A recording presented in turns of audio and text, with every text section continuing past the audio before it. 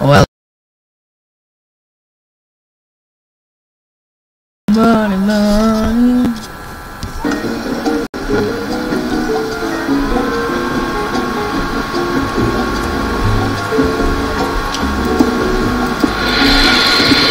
Well, come on, Buttercup, welcome to our classic favorite game, Buttercup, Minecraft. You can see, we have the Sarcosuchus up. Yes, I know about that. Yes, you know about the Buttercup, don't you know? Haven't you heard of Sarcosuchus, right? Yes, they're so beautiful, Buttercup, right? Yes, they are. We must, I think I'm gonna put them on wondering at, once I finish. Sarcosuchus is falling. Sarcosuchus on wondering. We need to have the fish. We need to have wild fish. Coal. Silo. Since we all know Silo count as the silos, we know they eat the Silo counts in this game, right? Let's give Sash Kid. We have to Sash Kid himself. Minecraft. 64. 66, not 6 Minecraft Edge, 64. What is it? Is it Minecraft Edge? What's Minecraft F? Farmland. Okay, there it is. Pirates. Shish. 64. That's good. 82.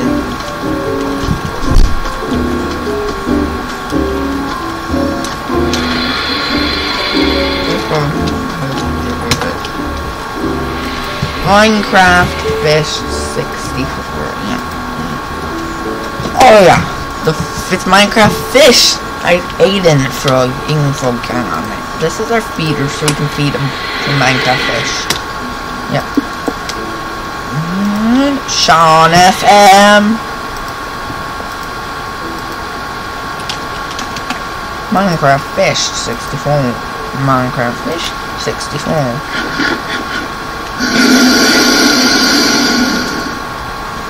Hey, guys, just drop some fishing. Hold on. That goes, have fun with your fish. I think they're obsessed with the water, so I think... Ooh, that's really cool. Wow. I'll put in a water fountain. This would be cool, this would be cool, that would be cool. Stone. This would be cool. Cobble.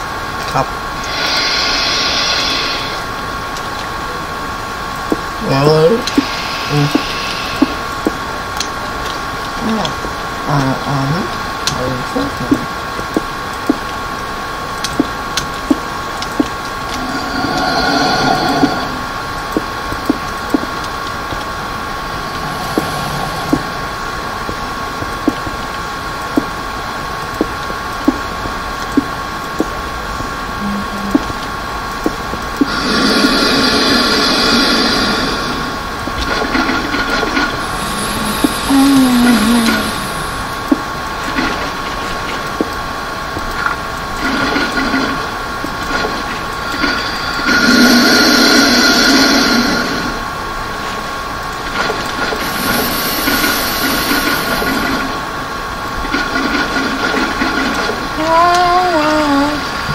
Tell me where my love.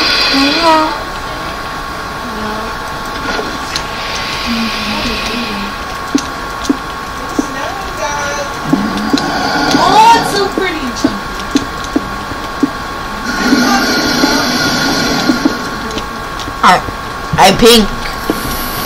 I pink. No, but you can fall in the yard. He always falls.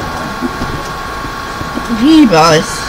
Mama, anytime they say Jesus, I say Jeebus. It's funny.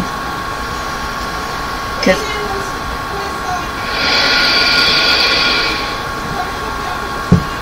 eat. Defeat the mother. Hello everyone. What? Yeah. Next part of Street This part should be pretty epic. I know I watched it, but I don't remember the mother part, honestly.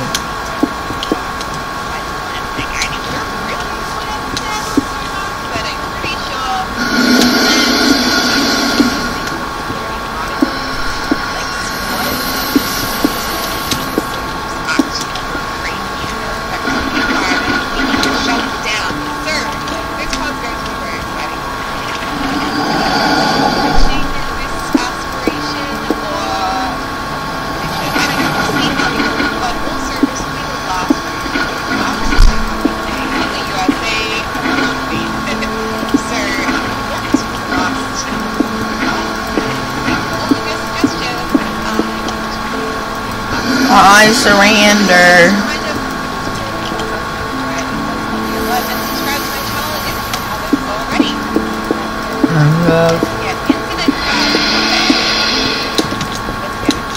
Okay, so this is looking pretty great. It actually reminds me a little bit of Zelda Death Mountain.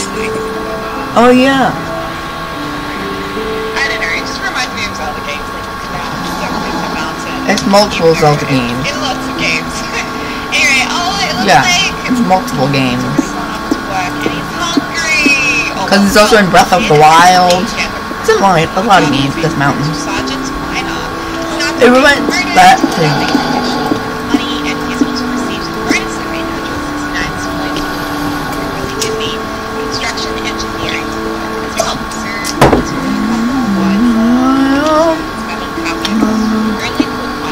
Death Mountain Golem. Now I see he's needing to get up. He has been really tired recently. Oh my gosh. This is gonna be Sarco-like. Sure like this top secret guy who won't tell us any of his secrets, and he wants to invite us out to places. It makes absolutely no sense. Also, these guys are the biggest gross. The people use it for the show. Wait until we can move to like a nice house that doesn't have dirty flooring and walls and plants growing out everywhere. It's killing me, these plants. There's a world famous circus in the city. I don't care, Lydia. And Lydia, last time I saw you, you weren't up well. So no circus for you, or else you're gonna become part of the circus because you want freak girl, okay? This Ford F-150 is a highly complex piece of machinery. Oh, like shines bright everywhere you go. You get from the TNT. Just any mechanic or an expert technician trained by the same company whose name is right here. Yeah, that's what we thought.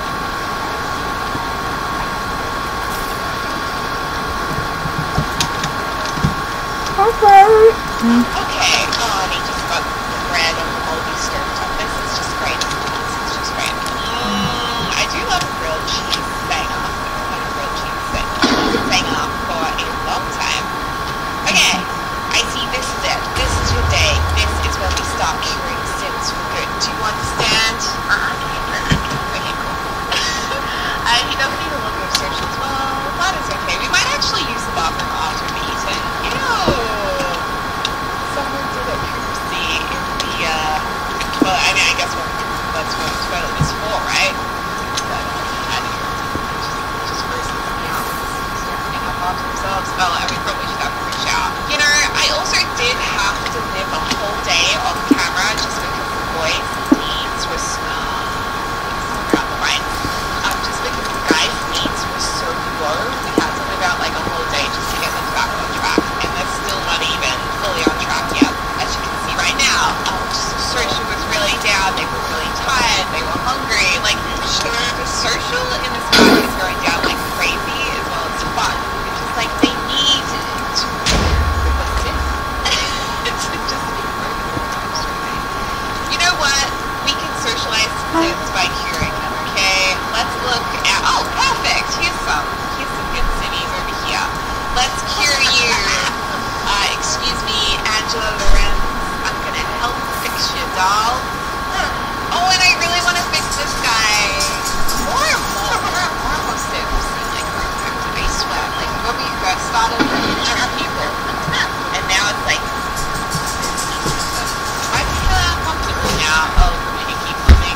Alright, thank you, Jack. Okay, Circuit's waiting for these guys. Alright. Light shines bright. Why is he walking away? I don't understand. Are you scared, buddy? Are you scared? I'm looking on the house. Come on, buddy. Oh no, I missed it! I was fast forwarding! Hey, Damn what it. happened? Gotta do it to the next one. Okay, let's do it to this chick. Not so much better. I didn't land that terrible sound in my head and thought, okay, let's see this girl get cured. Do I say cured properly? Cured? I know you say cured, right? But is it cured? It's cured, just not the same way. I don't know how to say it. I'll reach her. She's right. No! What is that? There was just a snake. There was just a snake. There was just a snake. What, she's fine now? Okay, that's good. Look at all of these.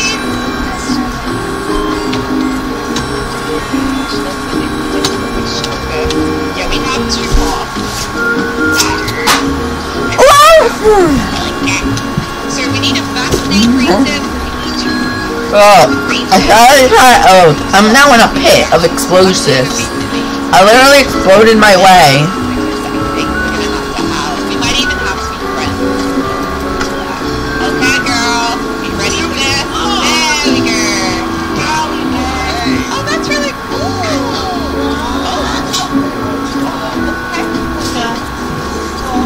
She's okay. She's cured. Yay!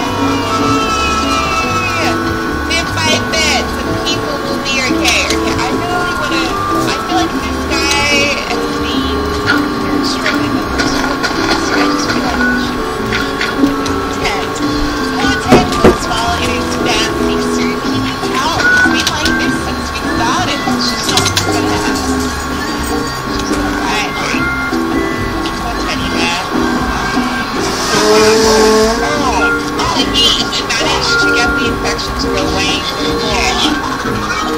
Is that yay, we have vaccinated Sam's job. Do they really like us now? Because we helped them. Are you serious? You're not going to give us any money or take us anywhere? We're to fight Mother Plant. Well, we saved you, so why don't you come work with us to defeat the Mother Plant, huh? Yeah. If he declines us, I'm going to be so annoyed because I'm like, dude, I just saved your life. Hey, look, since I've helped you out, you helped me out. You want me to go down there with you? What do you know about fighting giant alien plants? We hardly even know each other. It's like maybe we should go to Congress. That's so rude. I mean, I get it. Being taken to find the aliens seems to want anything to do with it. But everyone's gonna have to, you know, everyone's gonna go, what? We can't recruit him? What? So, recruit Free Sims. Why can't I recruit him? Requires not to be recently vaccinated. We have to vaccinate the people we want to recruit. Is that how this works? Do we have to make more vaccination stuff? I'm so confused. How they just need recruited to find. I don't want to make more vaccination stuff. I'm gonna have to go back. I'm gonna have to make more. It's telling us every single time we do this, which just makes it so sad. And like, Annie super and happy. I'm gonna try and find it.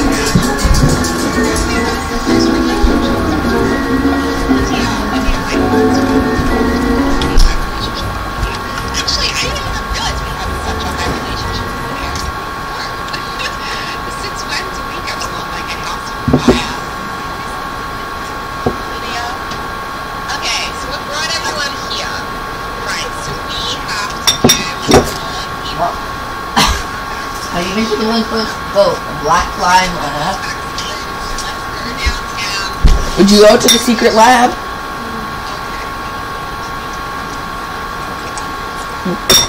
The Black Line Lab.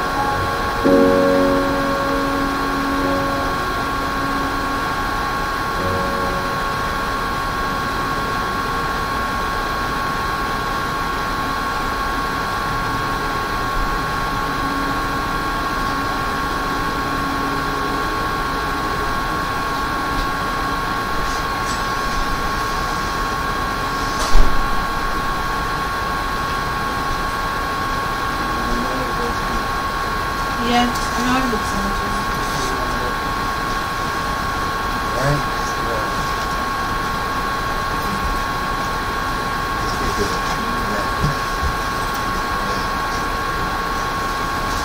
Right?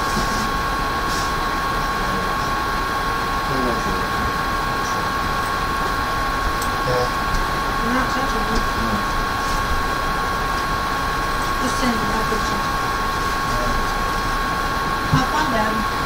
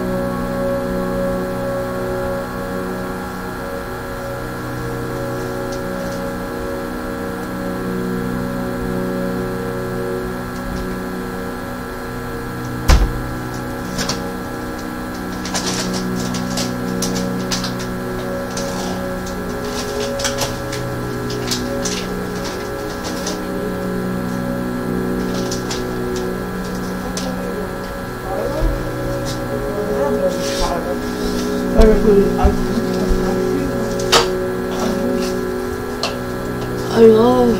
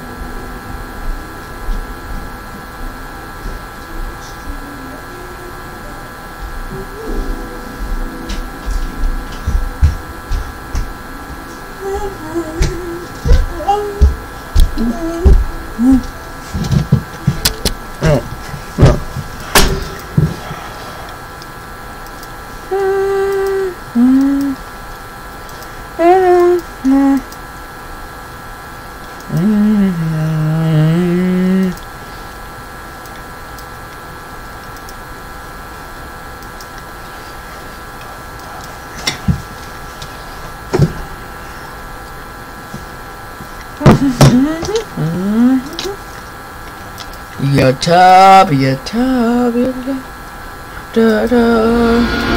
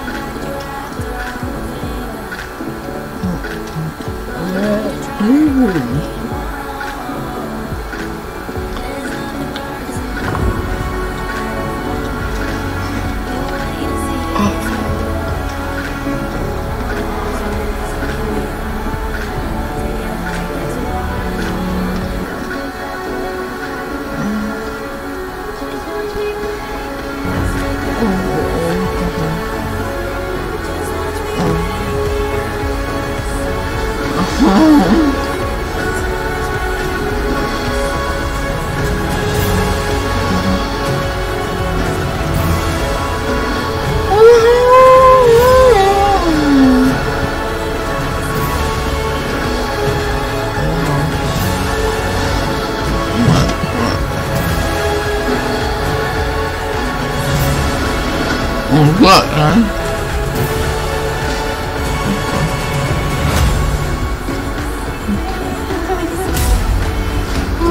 Yeah.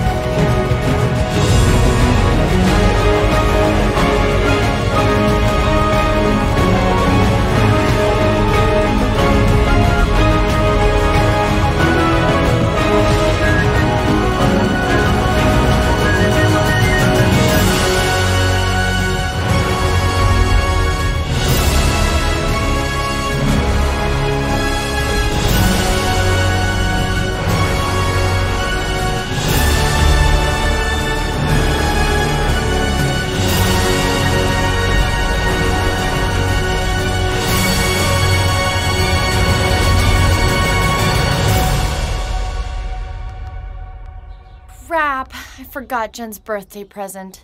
I'm like the worst sister.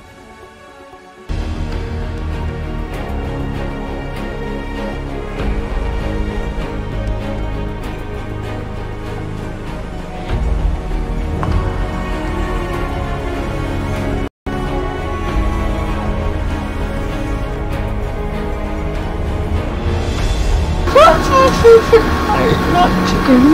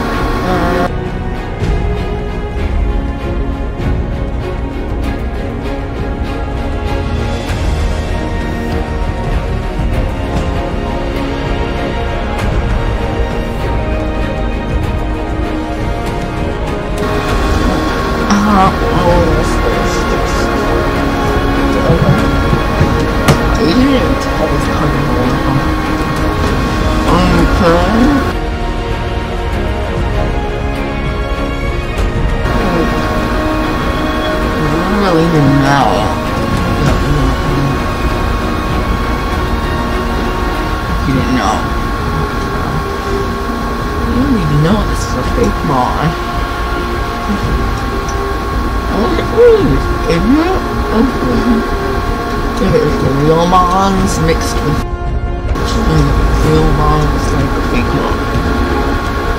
Oh my god. They all make different ones as real moms to make fake moms, right? I don't know.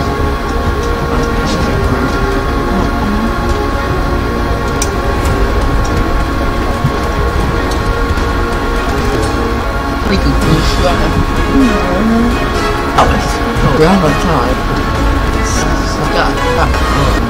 It's demonic!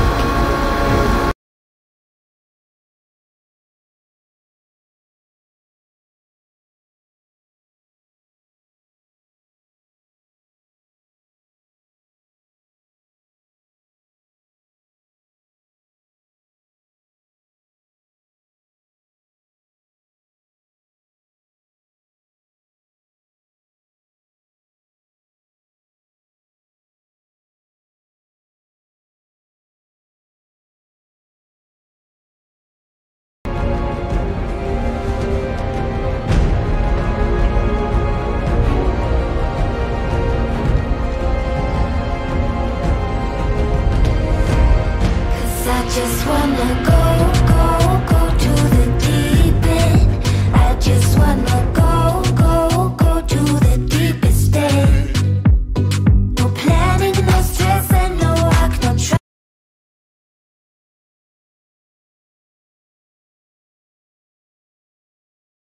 Want to save thousands on your new floor? At Next Day Floors, you pay just $29.99 for 3 bedrooms in any of these 300 styles of carpet. Next Day Floors, we come to you. Call 800-916-6112. I am to fix what we have. Just go to the deepest day.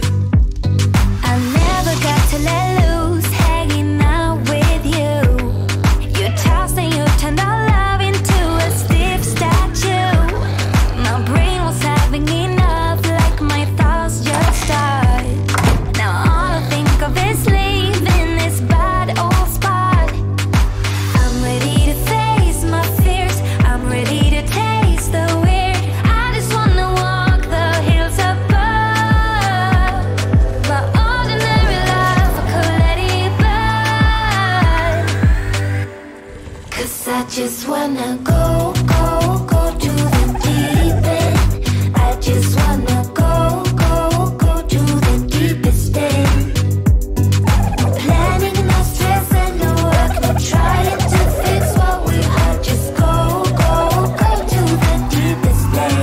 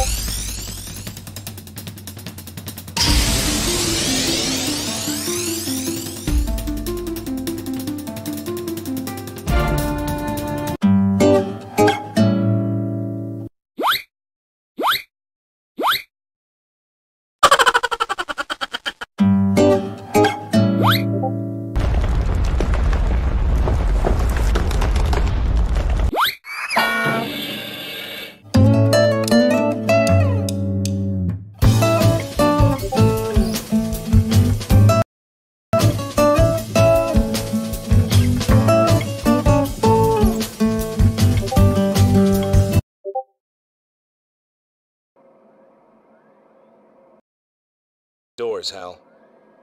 Hello, Hal, do you read me? Hey, Google, open the pod bay doors. Let's go! Show me my photos from last night. Showing your photos. Oh, no.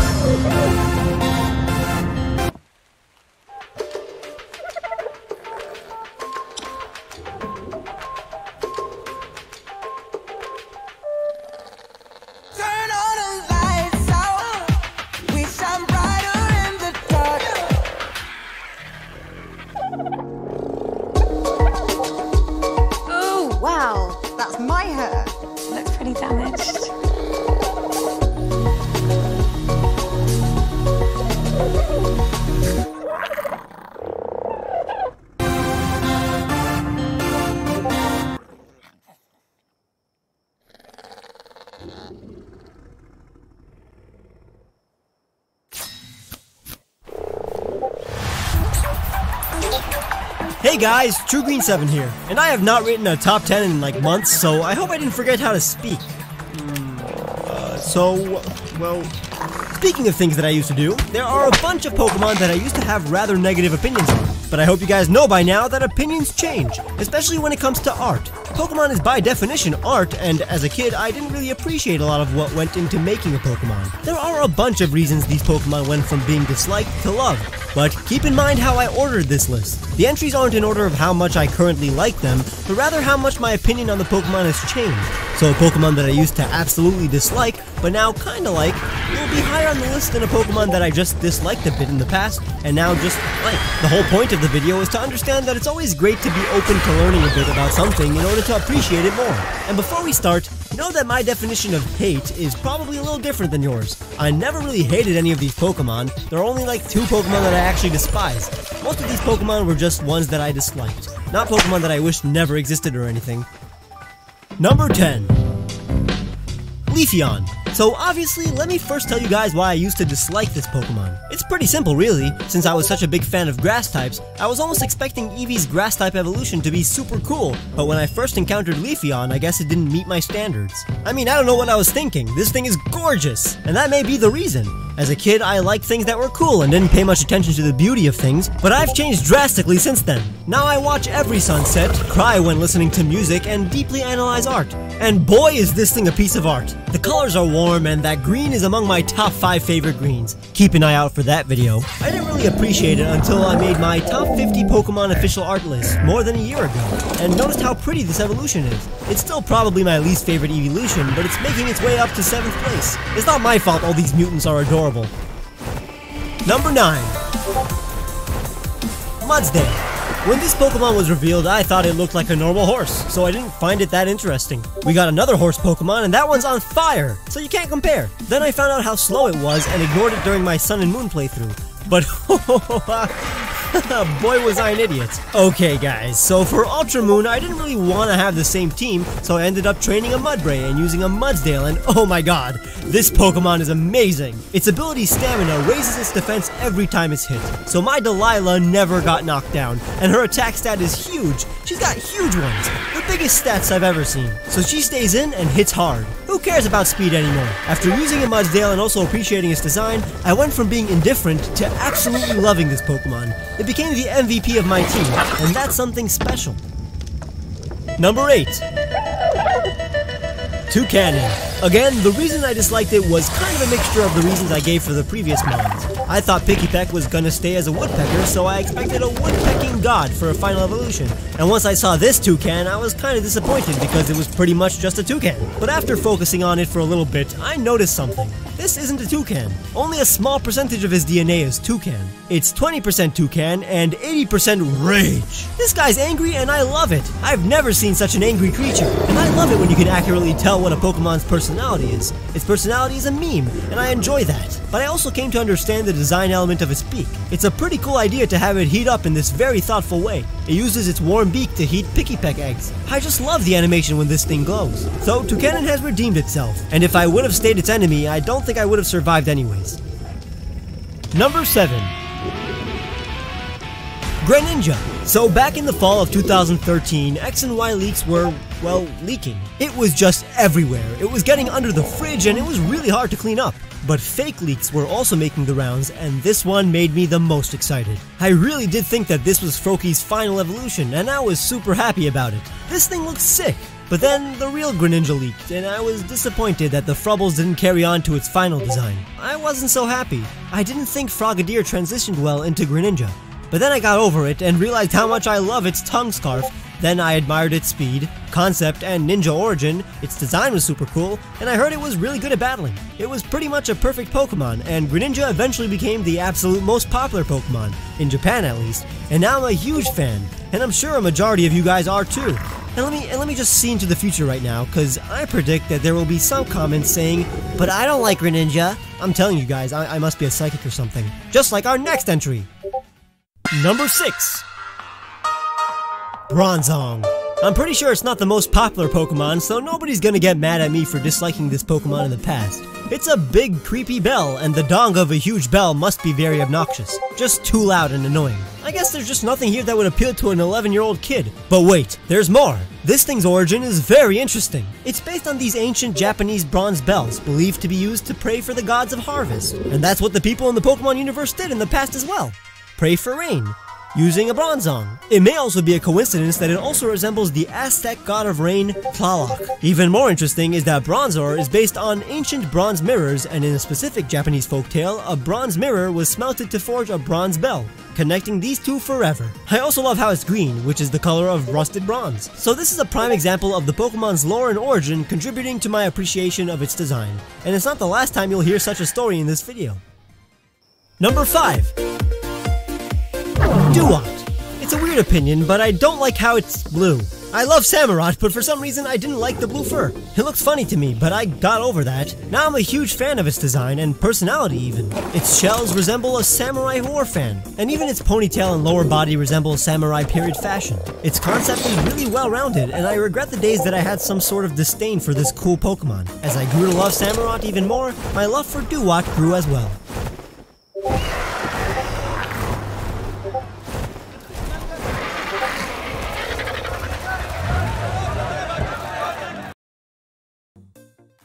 Number 4. Arceus. Yo Arceus, I'm really happy for you, I'm gonna let you finish, but Necrozma had the most godlike battle of all time. That was kind of the problem Arceus had. There are just so many godlike Pokemon that it's hard to say why this god is the most godlike. Now I see why religions are constantly fighting. It's just that when you make a supreme Pokemon, it's hard to make it seem better than every other Pokemon. Rayquaza was my god, but this is just another case of childhood stubbornness. I think it's hilarious how a kid can capture the god Pokemon, use it in battle, and even take pictures with God. Once I created this head-bopping Arceus GIF, I fell in love with him. And once I really looked into its name origin and concept, he really did start feeling like the Pokemon god. I do admit, in the past, this was not what I expected the almighty Pokemon to look like, but nowadays, I think he looks divine, very pure, grade A alpha material. It's now the undisputed deity of the Pokemon world in my eyes, but if you want to hear me go into further detail about this Pokemon, click the card in the right-hand corner. Number 3. Celesteela. This is an example of a Pokemon I was afraid of, physically. Like Claydol, it made me feel uncomfortable. You see, I have this fear of things that just have too many body parts. It's the reason I'm extremely arachnophobic. 6 legs are fine, but once you got 8, I don't want to be near you. And the same thing applies to Celesteela. These arms are just, they're weird looking, and there are just too many exhaust pipes, bamboo shoot things on the top of... I don't...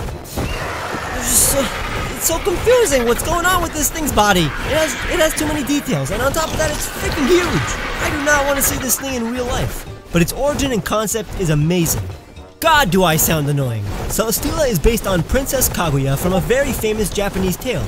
Princess Kaguya is basically an alien girl found inside a bamboo shoot by a childless couple, who grows up to be insanely beautiful and beloved by the whole empire, but eventually is revealed to be an alien from the moon, and by the end of the tale, her people come back and take her to the moon, much to the dismay of all the people that loved her. And guess what? Celesteela is a kimono-wearing lady rocket made of bamboo. Japan even sent a spacecraft to the moon named Kaguya. Its colors are also fantastic, and it's pretty cute in Pokemon Refresh. It's a well-thought-out Pokemon, and the final aspect that made it go from a Pokemon I kinda hated to one that I love is its homeworld. It's filled with Celesteelas growing from the ground and blasting off. That's genius, man! Number 2. The forces of nature. They all look the same, so don't tell me I'm not allowed to put them all in the same spot. That was the reason I hated them after all. They look too similar, and I also guess I didn't like how humanoid they were. But do you really think Game Freak would make legendary Pokemon without putting thought into their designs? Do you honestly believe Game Freak was just lazy and decided to make 3 pivotal Pokemon look the same? Yes. Well, that's why you're an idiot, Kevin. The answer is no.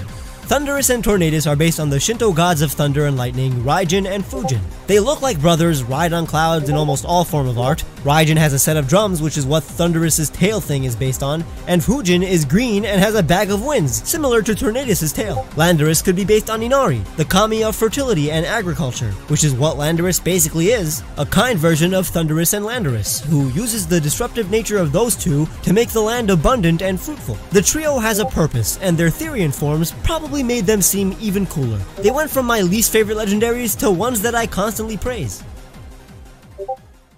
And number 1 is... Steelix. I'm just gonna quickly sum up what I said in a video I made more than a year ago. Steelix has always been an incredibly creepy Pokemon to me. I was afraid of it as a kid and definitely wouldn't want to see this thing pop out of the ground in real life. But when I was 10, my grandpa gave me some money to buy some Pokemon cards, and in the pack I got was a holographic Steelix EX. My grandfather passed away months later, and it's now my most cherished card. I always thought this Pokemon was super cool, and I wouldn't mind if everybody's favorite Pokemon was a Steelix, but it's always been a scary looking Pokemon to me. I used to hate it while kinda liking it at the same time, but now I've come to realize how much this Pokemon means to me. But if you enjoyed this video, please leave a like and subscribe if you haven't already. Following me on Facebook and Twitter would be amazing, and I would love to shout out all the awesome people on Patreon like Elizabeth Mustaine. If you want to become a patron and get cool. Hey guys, Ron here, and this one's a big one cause, well, this is my first top 10 video in many months, but more significantly, we're gonna be counting down the most important Pokemon that have ever existed. Now that doesn't mean the best Pokemon nor the most popular, although a lot of these are very popular, more like all of them actually. These are iconic Pokemon, but with a purpose. They help make Pokemon more popular, influential, and accessible. Without these Pokemon, we wouldn't be here. Okay, we would, I'm exaggerating a bit. We'd still exist, but you know, it wouldn't be that much fun. Now let's begin with number 10. Jigglypuff. You know who it is, it's the balloon Pokemon herself. Nowadays, the only time you ever think about this Pokemon is when playing Super Smash Bros. With the boys. But back then, during Pokemania, this Pokemon represented something huge. Something that helped Pokemon reach the other half of the entire human population. That's right, women. Without this Pokemon, the perception would have been that all Pokemon were either masculine, gender neutral, or eggs and balls. But with Jigglypuff, it made it super safe for girls to enjoy Pokemon, because there was a feminine Pokemon out there too. Nowadays, there are more than enough Pokemon to show that Game Freak is catering to the female demographic as well, but if Jigglypuff didn't exist during Generation 1, I think it's safe to assume that Pokemon wouldn't have resonated with girls as much as it did. Because you know how it is as a kid, you'd be teased to Mars if you were caught playing with something that was perceived as belonging to the opposite gender. But Jigglypuff made it cool for girls to play video games and card games as well. Number 9. Butterfree and Beedrill. Nowadays, people doubt the importance of early game bugs, but back in the day, it was actually a genius move by Game Freak. Including these Pokemon was actually an example of smart game design. Encountering the Butterfree and Beedrill family, who were both version exclusives, taught people about leveling up and evolution in a short amount of time. Chances are, if Red and Blue were your first games, that Caterpie or Weedle were your first Pokemon to have evolved. And then Metapod or Kakuna taught us how you could gain experience by choosing a weak Pokemon first, and then switching out a stronger Pokemon to share the experience upon defeating your foe. And then when those Cocoon Pokemon evolved, we learned that Pokemon can evolve twice, and that there were some Pokemon that can only be obtained in other versions of the game. Now you finally understand why you have a butterfly and your friend has a bee. We learned so much about how the game worked by training one Pokemon, and that really helped make these games easy to grasp for kids. Number 8. Alakazam, and to an extent, Machamp. For all the relatively new Pokemon fans out there, how you doing? Hope you're enjoying your stay here at the online Pokemon community. But you may not know that Alakazam, aside from Mewtwo, was like the strongest Pokemon in Generation 1. Due to a glitch, the Psychic type was actually type instead of weak to it. So the Gengar family was useless since it was weak to Psychic, what with its poison typing. There was no Dark type at the time to defeat Psychic monsters, and there were no strong Bug type moves. Alakazam was invincible, and it taught people about the power of choosing the right Pokemon, but most importantly, about trading, because in order to obtain one, you had to trade with a friend. What better incentive to find a pal than to receive the ultimate Pokemon and be unstoppable? Oh yeah, and you know, friendship and all that. But Alakazam though. Number 7. Greninja. He's the most popular Pokemon in Japan, at least 2 years ago, but that's not even close to the reason I think this Pokemon is important to the franchise. Before Greninja, it was almost 7 years since the last time Game Freak promoted a Pokemon so heavily, turning it into a superstar among all other Pokemon. There are longtime fans who don't like this practice and think that there are a ton of Pokemon that deserve more promotion, but for the franchise itself, this move had very positive effects. Game Freak and Nintendo knew that Greninja was appealing, so they allowed him to shine in cross-media games like Super Smash Bros., and most importantly, the anime. This Pokemon, coupled with the X and Y anime's boost in quality, brought a resurgence of interest to the anime. I've seen it with so many people I personally know. Greninja made it cool to watch Pokemon again, and for the fans that took a break during Gen 5, this Pokemon helped guide them back into the franchise and play Pokemon X and Y. And I don't think Delphox was responsible for that. Number 6. Lucario and Garchomp. You bet your sweet butt that the two most popular Pokemon in Generation 4 did some real good for the franchise. Lucario was the predecessor to Greninja, a Pokemon from later generations that even non-Pokemon fans knew about. Lucario helped people jump back into Generation 4 when they left during Gen 3. It's actually crazy how two of my favorite generations, Gens 3 and 5, are the ones most people took a break in. The reason both Lucario and Garchomp are here is because of competitive battling. After the physical and special split of Generation 4, Pokemon battles became deep and complex. We needed some Pokemon to showcase how important it was to choose special or physical moves at the appropriate times in battle. And who else but Lucario? A popular Pokemon with amazing physical and special attack. Both Aura Sphere and Close Combat were great tools to help us learn about the new metagame. And this was when even casual fans became interested in competitive battling, especially the older fans who left during Generation 3 and were looking for a much more complex gaming experience. Ultimately, Garchomp became the go-to Pokemon to use in battles and represented the world of Pokemon battling for many years. Save with our instant discounts of up to $3.50 on select energy-efficient LED bulbs at participating retailers. It's a bright way Marylanders are saving with the BGE Smart Energy Savers program.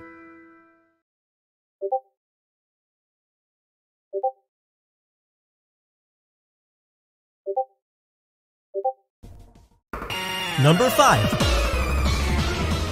Rhydon and perhaps Lapras as well. Rhydon was the first Pokemon to ever officially be part of the franchise, while in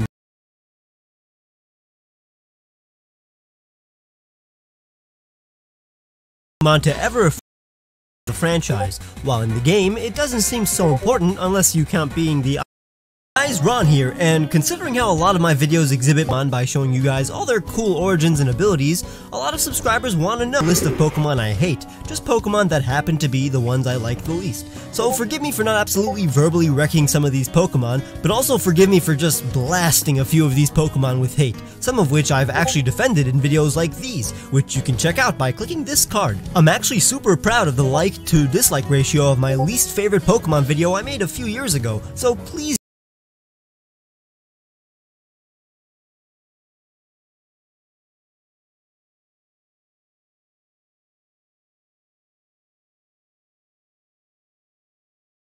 judge this video by how much you were entertained, and not by the choices I made, because you'll notice how almost all of these Pokemon are my least favorite for very personal reasons. I don't think any of these Pokemon are objectively terrible, they just somehow make me feel uncomfortable deep down in my heart. And that's actually the word of the day, uncomfortable. And we're starting off with the normal type, of which my least favorite is Ambipom. So you'll notice how a good chunk of my least favorite Pokemon are going to be those that make me feel uncomfortable, cause even though I can defend each and every last Pokemon on this list, and can totally understand why some of you guys like these Pokemon, the ones that I can't seem to love are the ones that make me feel negative feelings deep down in my organs. I bet you guys are looking at this Pokemon and saying, I don't get it, Ron, it's a cute little monkey with 2 tails. And you know what they say, 2 tails are better than 1. And I'm not gonna lie, those 2 tails are pretty sweet, but my only problem is its face. Like literally everything that could go wrong has gone wrong in the facial area. It looks like its nose has been cut off, its grin is super creepy when accompanied with its soul-piercing eyes, and its haircut is unforgivable. I posed an alternate design that fixes all these problems in a previous video, but some people think that it looks even creepier. But that just shows how subjective creepiness is. I simply can't help the fact that Ambipom freaks me out, therefore it's on the list. My least favorite water type is actually my second least favorite Pokemon of all time. Simipour is one of the few Pokemon I add this video, cause in this one, I'm not gonna hold back with the hate. You ready? Simipour looks dumb.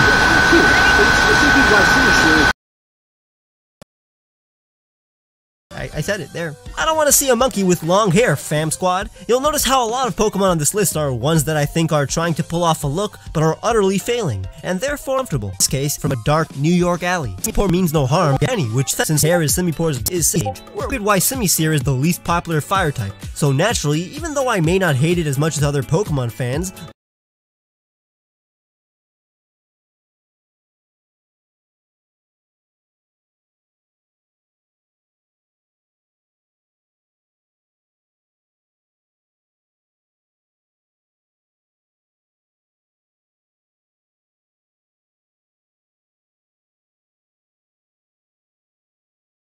literally every other fire type, except for Delphox, is much easier to like, in my opinion.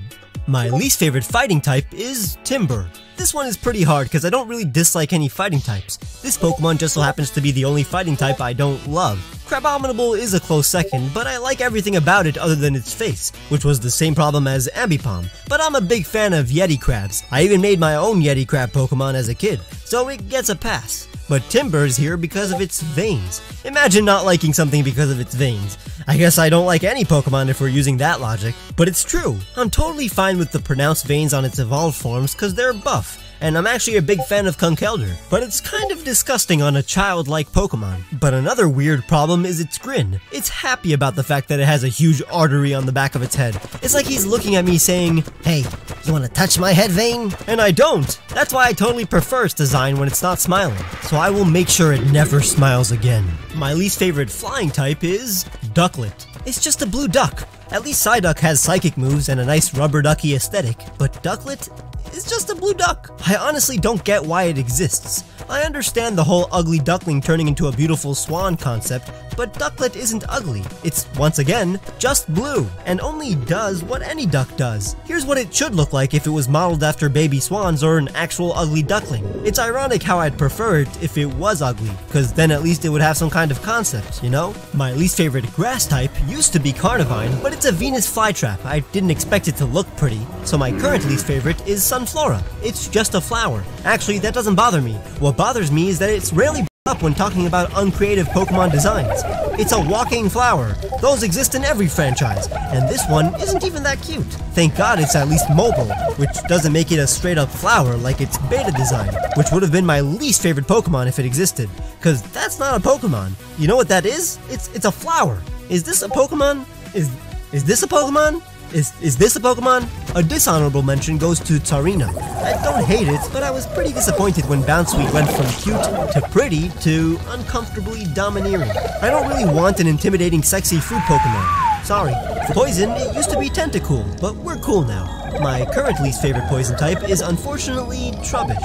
I actually kinda like Trubbish. I guess there are a lot of good poison types out there, but by default, the one I like the least will have to be the garbage Pokemon. I'm not complaining about the concept. Garbodor isn't a terribly designed Pokemon. It's appropriate for what it is, a trash Pokemon. But Trubbish was made to look a little bit cute, and I think it failed at that. I understand if you think it's adorable, but it's a no from me, dog. Some of my least favorite Pokemon are those that look uncomfortable. You know by now. And this one is one of them. My least favorite type is Electrode.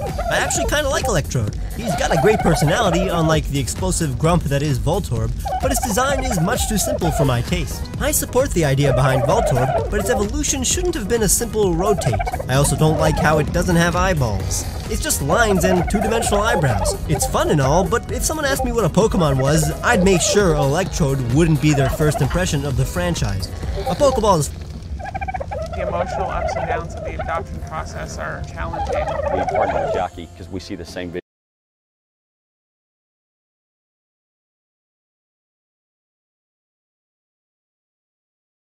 Fine though. My least favorite ground type is Claydol. Out of all the Pokemon here, I actually think Claydol is a fantastic Pokemon with rich lore and an interesting origin. But like I've said a few times before, I'm scared of it. It has too many eyes and has my least favorite color combination, which is black with white accent. That is also that gives me the chills. I'm exaggerating a bit, but you see these fake Mega Claydols? Those are the kinds of creatures I see in my nightmares, I swear. So those are the figures I see whenever I look at a Claydol.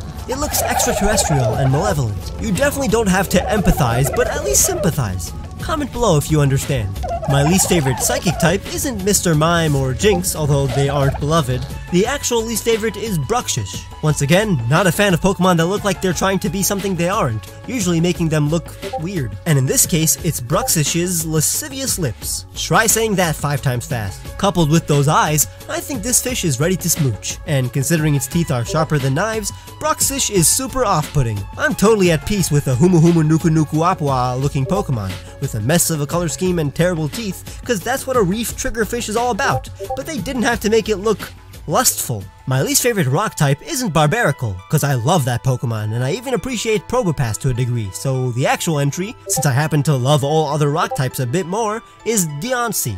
And I kinda like Deontay. I love how it's actually a mutated Carbink, that's extremely interesting. I just think this thing is terribly designed.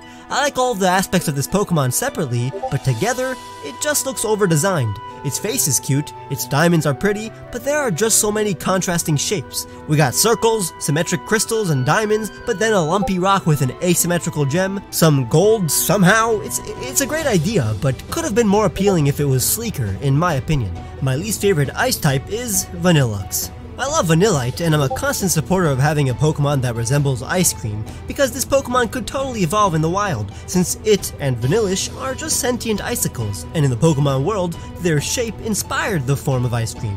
But once Vanillish evolves, it becomes less cute, and looks a bit like a joke. But I'm all for a good joke. I mean, knock knock. Who's there? Ice. Ice who? I see you're a fan of jokes, haha, but once you repeat the joke twice, it's not funny anymore. This thing is just 2 Vanillishes, and I thought we left that trend back in Gen 1. It makes sense. I've seen double cones at my local ice cream truck. They're too expensive, so I never bought them, and that's why I hate Vanillux, because those ice creams were too expensive, and I'm still not over it. I'm kidding, by the way. Imagine that was the case. I simply don't think repeating the same design twice was a good idea. I have a huge feeling that if its face wasn't just the same as Vanillish's, I would love it way more. And I'm usually a huge fan of James Turner's designs, but I'll pass on Vanillux. Although, it turns out he finalized Bruxish's design too, so you're on thin ice, Mr. Turner. But James is still up there for creating Pokemon I love, like Trevenant, Buzzwole, and Golurk. My least favorite bug type is Volbeat. At least Illumise is pretty and cute. It has an adorable personality, but Volbeat is just there. He's constantly frowning and useless. You see, I can absolutely love even the derpiest of Pokemon, as long as I can get a feel for their personalities, but Volbeat is so aloof and mysterious. I guess its greaser aesthetic is cool, but that makes it look like even more of a wimp.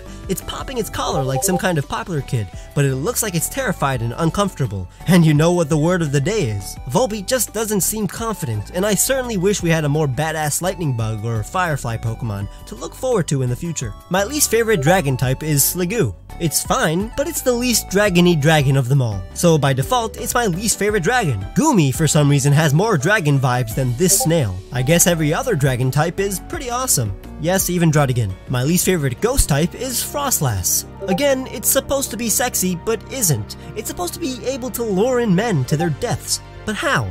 It's kind of ugly. Look at its face. It thinks it can attract any male, but not this guy. I also see no resemblance whatsoever to Snorunt.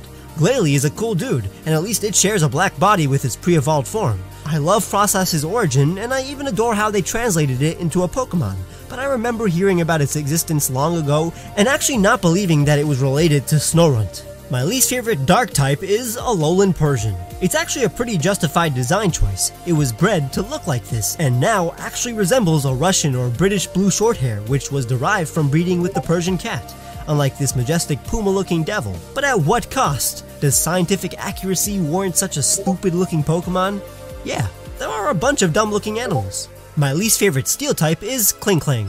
While I think there are way better ways to design a gear Pokemon, I'm not too fed up with the idea of a gear Pokemon, or the fact that adding more gears equals evolution, although that's pretty lame. My main problem is how uncomfortable it looks. This family doesn't look alive, or like any living, breathing creature. Their life seems like a never-ending nightmare, so why would I ever want to train one? I'd feel guilty for not putting it out of its misery. And my least favorite fairy type is also my least favorite Pokemon of all time, Aromatisse. Sorry fans, I understand literally everything about this Pokemon, because it would be super childish to hate something out of ignorance. But I'm fully aware of this Pokemon's origin and all the potential ways it could have been designed.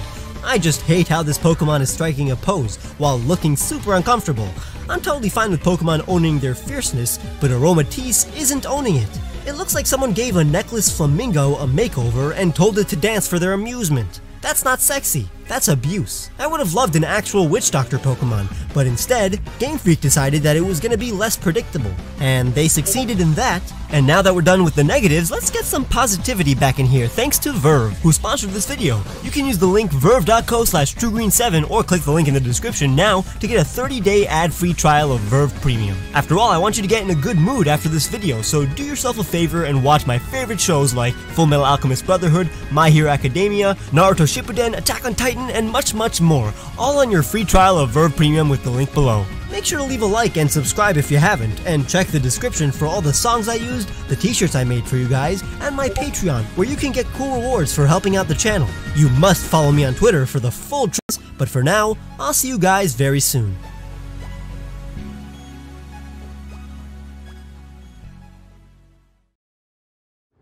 They've got to be around here somewhere. How did that happen? I really need to work out more. Do I want to save money? Do you even have to ask? I can't believe this. Why can't I ever find a code that works? Oh! I can't believe how easy this is. This is amazing. What? Installing Honey was genius.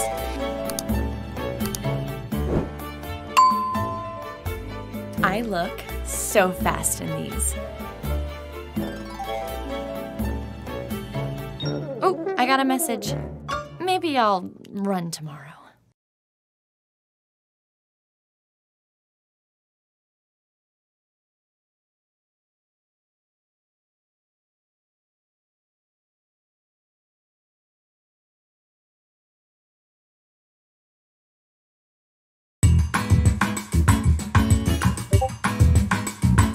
Hey guys, TrueGreen7 here, and in this video I'm gonna simply run through all the Pokemon games I played and show you guys the Pokemon that I had on each team. Now a lot of you are probably thinking, who cares? But this video is actually my most requested, so just think of it as a great way to showcase the Pokemon that I tend to use. And we may even bond due to a Pokemon that we both had.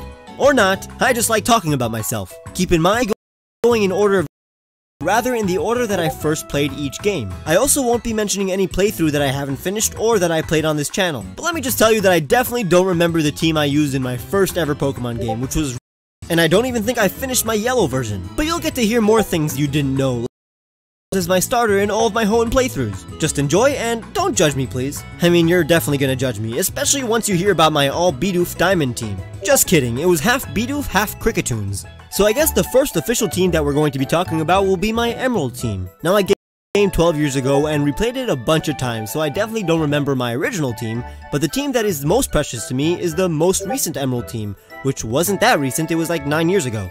But I still use the Pokemon on this team today, because I never Battle Frontier, and from time to time I open Emerald and give a few battle facilities a shot. Now here's the team that I technically have used most out of any. Now I obviously still the Trico, so Sceptile was the first on my team. Then on Route 101 I caught a Wurmple and it evolved into a Beautifly, if you really want to know. Next on the team was my Gardevoir, who is the one I use most till this day whenever I challenge here, and he helped me get my first symbol from Lucy. And yes, my Gardevoir's a male. He's awesome. The next on my team was Dustox. For some reason, I liked the idea of having both a Dustox and Beautifly. Then my Swellow joined the team, and broke that dynamic, but it was more useful than a Dustox. My Breloom was next, and Azumarill joined too. It was my HM Slave and the MVP of the team. It stayed till the end and everything. Then I got a Camerupt soon after, making it look like a fully fledged team. And once I captured Rayquaza, I replaced my Swellow to give it some room in the party. Yeah, I use legendaries in some of my playthroughs, so get over that. I had fun and that's what's important. Plus it took me like 2 hours to capture Rayquaza, so it was worth it.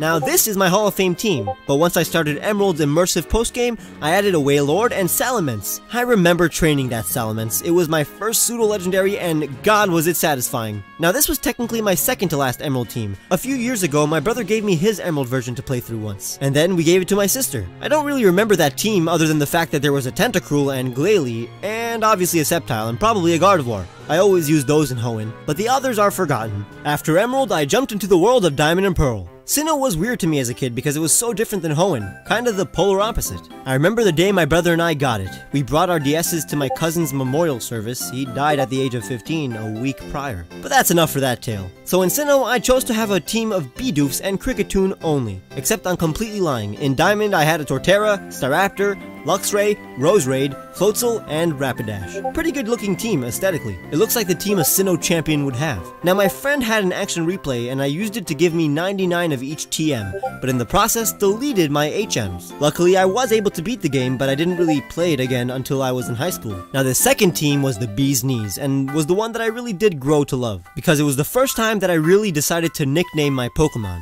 I also decided that I wanted all 3 starters, so I restarted the game 3 times in order to get all of them, and decided to name them after titles you would give a ruler. So my Empoleon was named Emperor, my Infernape, who was technically my starter in this game, was named Caesar, just like the one from Planet of the Apes, and my Torterra was named Monarch, but with a K, because it was a combination of monster and bark. Very clever if I do say so myself. Then came my Crobat, Bruce, my Gallade, Job, named after the character from Arrested Development, and Buzz the Electivire. A very nice team, I believe. Now after a break from Pokemon for around 2 years, I was brought back into the franchise for all time by playing Pokemon Black. Serperior was my starter, but my brother gave me a Tepig egg, so I had a very useful Emboar. Palpitoid joined in, then Jellicent, and finally, the 2 really fun Pokemon, Escavalier and Archeops. They're both so powerful, but had weaknesses to balance them out, being Escavalier's baby-sized speed and Archeops' ability. Very memorable battles were had. Now once beating the main game, there was still a lot to explore. I replaced Palpitoad with Kyurem during this time, and then replaced Kyurem with a Mewtwo my brother's friend gave me.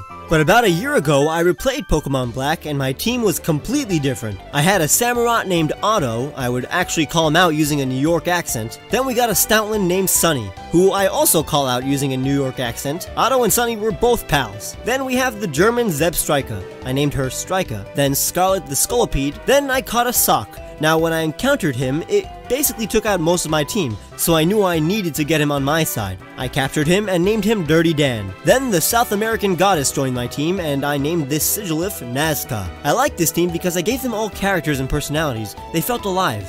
It was really fun. Now the next game I played was Fire Red. I don't really remember my original team. In fact, I didn't like it as a kid and never played past the first few gyms. I think I returned it once I got Emerald. So technically I played this before Emerald, but the team I'm going to talk about will be the one that I used as a teenager in high school after I played my first Black playthrough. So I was getting back into Pokemon after playing Pokemon Black and asked the same dude who gave me a Mewtwo to loan me his Fire Red so I can properly play the game. He did, and even let me keep it. So shout out to Adi for giving me both a Mewtwo and Fire Red. I ended up loving that playthrough, and the team I had was pretty epic. It was my Kanto Dream Team. I started with a Bulbasaur and had a really good Venusaur. He was like the father of the team. Then Pidgeot, a Nidoking, a very fast Persian that I replaced with a Growlithe. Then I replaced Pidgeot with a Zapdos. Snorlax came next, and then the MVP of the team, Lapras. And yes, I waited until my Growlithe learned Flamethrower at level 49 to evolve it. And that Arcanine was just so good once it evolved. I'm proud of this team. Imagine seeing a trainer walking with such badass Pokemon behind him.